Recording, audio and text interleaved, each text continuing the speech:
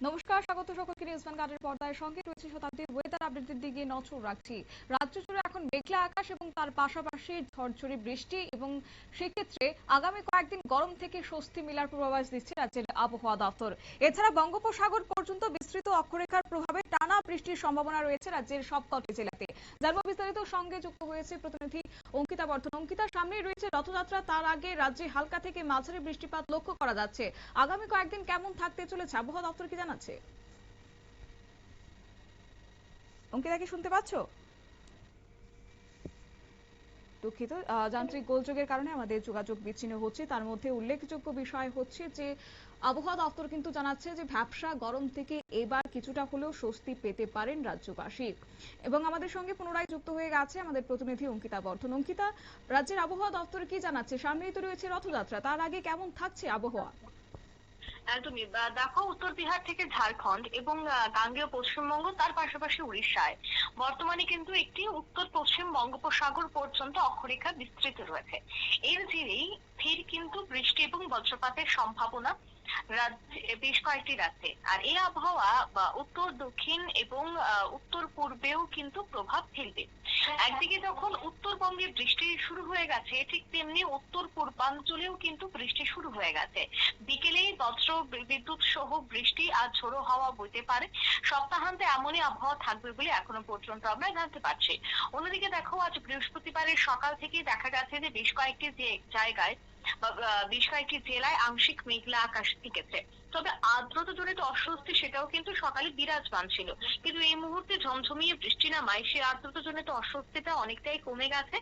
এবং বৃষ্টিটা যে আগামী আরো কয়েকদিন থাকবে সে কথাই কিন্তু আবহাওয়া দপ্তর জানাচ্ছে।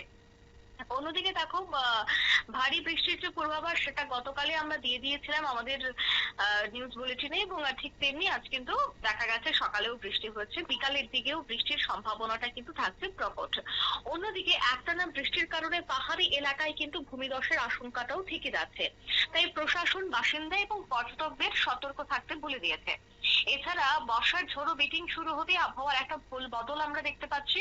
আবহাওয়া দপ্তরের পূর্বাভাস অনুযায়ী বলতেই হয় যে জেলাগুলিতে বজ্রবিদ্যুৎ সহ হালকা থেকে মাঝারি বৃষ্টিপাতের সম্ভাবনা রয়েছে। সেই সঙ্গে ঘন্টায় 20 থেকে 30 কিলোমিটার বেগে দমকা হাওয়াও কিন্তু বইতে পারে।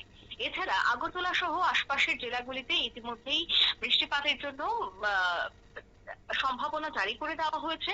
সর্বোচ্চ তাপমাত্রা 36 ডিগ্রি সেলসিয়াসের কাছাকাছি থাকতে পারে।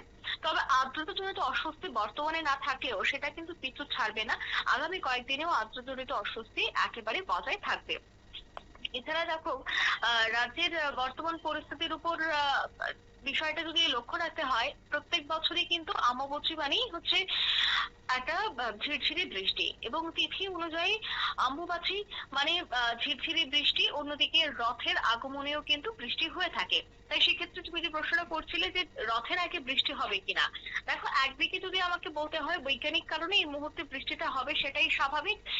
রাজ্যের এবং গোটা দেশের জলবায়ু এবং বর্ষার যেহেতু মৌসুম চলছে। অন্যদিকে অম্বুবাচী মানেই হচ্ছে বৃষ্টি হওয়া, সেটা নিয়ম মেনে হয়ে থাকে, এই বছর তার ব্যতিক্রম হচ্ছে না। রথের ক্ষেত্রে বৃষ্টি থাকবে কিনা, দেখো, রথযাত্রাতেও কিন্তু ভারী বৃষ্টি না থাকলেও বিক্ষিপ্ত বা মাঝারি বৃষ্টিপাত হওয়ার সম্ভাবনা এখনো পর্যন্ত বোঝা যাচ্ছে, কিন্তু আগামী কয়েকদিন গেলে এই বিষয়টা আরো স্পষ্ট হবে।